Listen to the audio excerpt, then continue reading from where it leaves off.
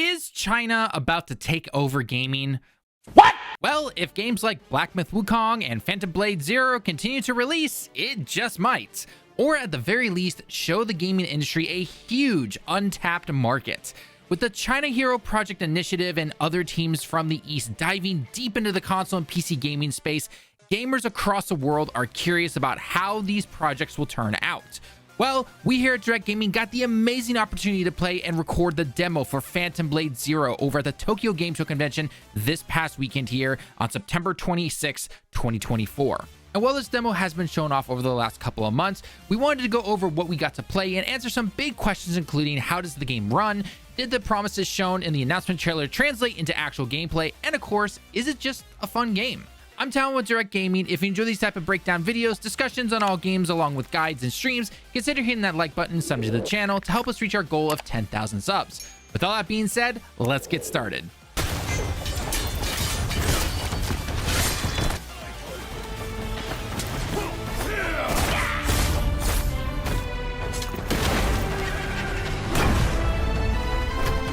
One last toast, and we're all done.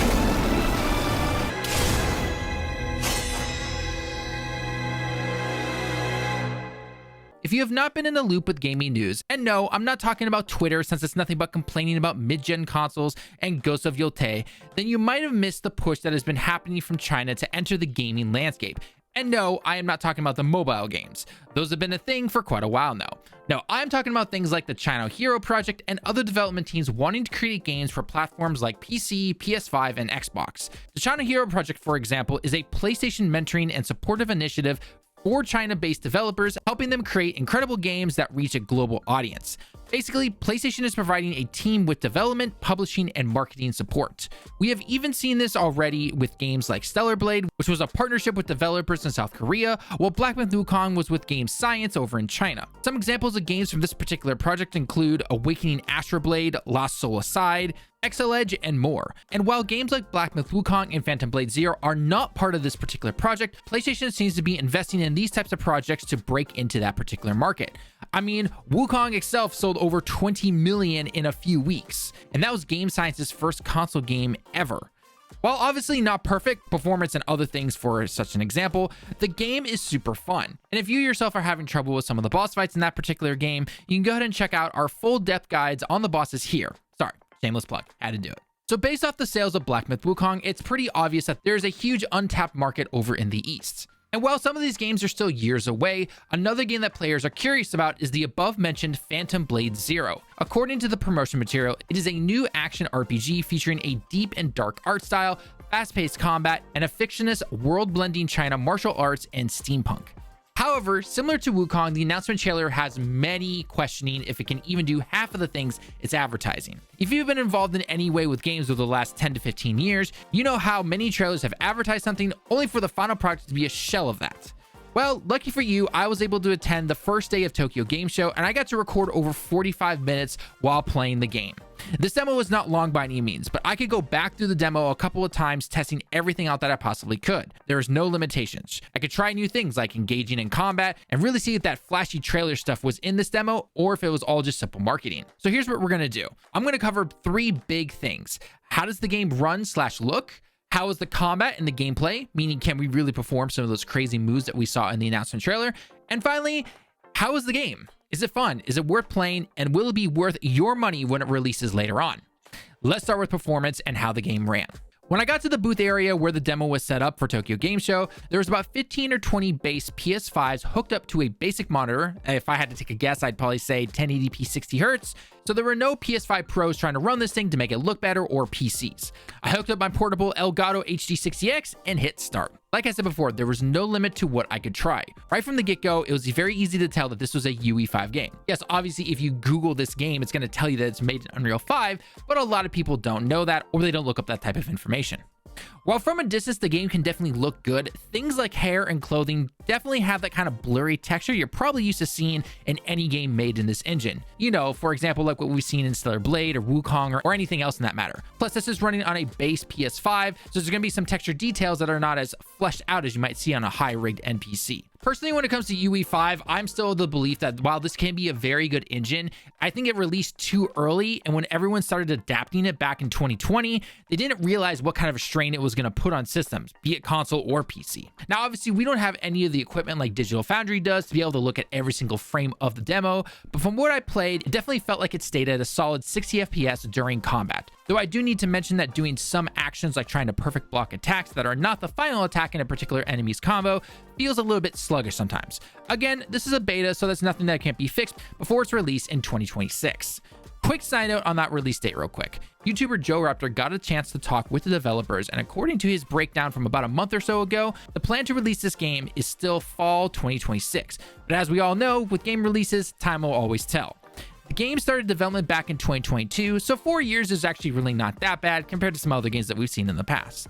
And heck, the fact that we're getting a demo this early already shows that they are confident and hopefully taking feedback / constructive criticism. Getting back into the performance of the game though, the combat overall though felt very tight with combos, movement was good, and even when fighting 3 to 4 enemies at once, things worked out pretty well. So overall, they seem to be hitting that 60 FPS, but I wouldn't say this is going to be the best looking game or anything like that. Moving away from the simple performance though, let's move into how smooth the demo felt. In terms of graphics, the game has all of the UE5 effects that you'd expect, from realistic rain and wind to all the blood effects splattering around as you take down your foes, and even little things like when you charge up your bow for a powerful shot. One thing I was not able to really check though was voice and lip sync. Voices, while only few have been spoken, was really soft, and in the demo I could not actually increase the voice volume. In fact, I wasn't able to really change any effects in the demo, so that's just something to keep in mind right there. The reason I bring up lip sync is because Wukong was noted for having some pretty bad lip sync. I mean, let's be perfectly honest, it was basically non-existent. So I'm not sure how this team is going to handle that. Now, before anyone goes into the comments saying that, oh, lip sync is easy to change, it's not as easy as some think. Luckily though, we do have things like AI, which is becoming easier to help include more languages in games. I said, hold up, wait a minute. Something ain't right. Whoa, whoa, whoa, cool your jets right there. This is a good side of AI, which has actually been used for many years. Look it up, do your research. It's different from the other AI that everyone loves to bash. Overall though, the performance I would say for a demo was pretty good, and with easily over a year and a half until this game is supposed to launch, there's still a lot of time that they can fix this stuff. Plus, I don't know how old the demo was. If I had to take a guess, I'd say maybe 2-3 months old. I do have hope that things can get better. Though with UE5, I always keep my expectations in check. Do not, and I repeat, do not expect a native 4K 60 FPS on the console, and for PC, expect some pretty heavy requirements unless they actually get the next year to just simply optimize this game. I highly doubt that, but we'll have to wait and see. You want to know why many games rely on upscaling tech? It's because the publishers and the companies want to release the game and don't care about taking time to actually polish the game as best as it can, aka optimizing it. Okay, let's move on from performance and get into the game itself. Does the game deliver on that crazy, fast-paced action that we saw in the announcement trailer? What about the story? Setting? Well, the story I can't comment on because, shocker, the demo focuses on combat and just simply how the game plays. Setting, as we stated before, takes place in a fictional China, and based on the trailer, the demo is taking place up in the mountains. Based on what we also know, there'll be some desert areas and more flatlands, but we'll have to wait on more of that stuff as more trailers are released. In terms of the combat though, yes, it actually does, for the most part, deliver on everything that you saw in that announcement trailer. Whether you are facing one enemy, multiple enemies, or even the bosses, you can perform the crazy moves that you saw in the trailer. The only one I did not see personally was when the main character was in the stance where he stabs him with the sword and then he also kicks the enemy from behind him. There was one spot in the demo where I thought that might be possible with multiple enemies, but I was not able to perform it because the first run through of the demo, I was simply playing the game. The second one, I was trying to perform it, but there are many different combos already within the game, so I'm not sure if I was doing it correctly. Like I said, there weren't a lot of options for me to actually look at stuff or look at any of the names of the moves or anything like that. Everything else though worked really well, be it running up the pillars against the final boss in the demo, multiple different weapons to try out, crazy fast attacks and cool animations for finishers a la God of War. Don't worry, you don't have to actually use the finishers if you don't want to, but I mean, come on. These look pretty badass right here. In terms of how the game actually plays, the game uses typical light and heavy attacks for your combos. Different combos perform not only different moves, but depending on which combo you perform, it can help deal with more than one enemy or perform stronger combos using what is called the Shachi. Keep in mind that these moves right here are more powerful, but will drain the bar underneath your health. One thing I mentioned beforehand was the different weapons we got to try out. When you actually switch weapons though, your saw chi bar will refill, but your other main weapon will be on a cooldown timer, meaning you can't just simply switch back and forth to keep that bar full the entire time. So it's definitely going to take some skill between switching weapons, what combos to use, and more. You can think of that gauge, by the way, as basically your stamina bar. Both you and the enemies you are facing have one. If they have it at full, they can easily block your moves and even counter you sometimes. You yourself can normal block, parry normal attacks, and even block these big blue finisher attacks called brutal moves that if you do normal blocks on them will actually cost you a large amount of that chi bar. But if you actually time your blocks correctly, then you'll go through what's called a ghost step at the last second and actually save that gauge, thus giving you a bit of a preview about what the skill ceiling in this game can potentially be. You can also use the aforementioned ghost step on killer moves, think unblockable moves from your enemies, but you'll have to use your dodge button, aka R1 in this particular case, in order to avoid those. You can also approach some areas and go full stealth, sneaking around, taking out enemies that you might see, whether it be with your sword or your bow and arrow. Then if you go into, say, the center of a camp, fight some more enemies, you won't have to deal with extra reinforcements or long-range enemies or anything like that. The choice is yours on how you want to approach your typical area. The final thing for combat I will mention is when it comes to blocking. It seems the developers found a way when facing multiple enemies that if you hold the block button, you'll be doing those crazy dodges with your body against, say, an enemy behind you while also doing sword blocks while in front of you, which is pretty close to what we saw again in the first trailer. One thing we always have to keep in mind with these particular demos, these are very early on in the game, so we'll have to wait and see what the end game could potentially show us. But overall, that's basically how the demo worked and how the main gameplay loop seems to be going. So if you're not really into action games or anything like that, or you prefer something that's a lot more slower paced, this might not be the game for you. Moving on to the final bit before we end this video is just a simple question. Is the game fun? Well, we're waiting. Yes, actually it is. I had a lot of fun when it came to the crazy action of this game. While there was an odd animation here or there with, say, the stealth kills if you're up in the air, or parrying not really feeling as fast or responsive as I wished, it was still a very fun demo.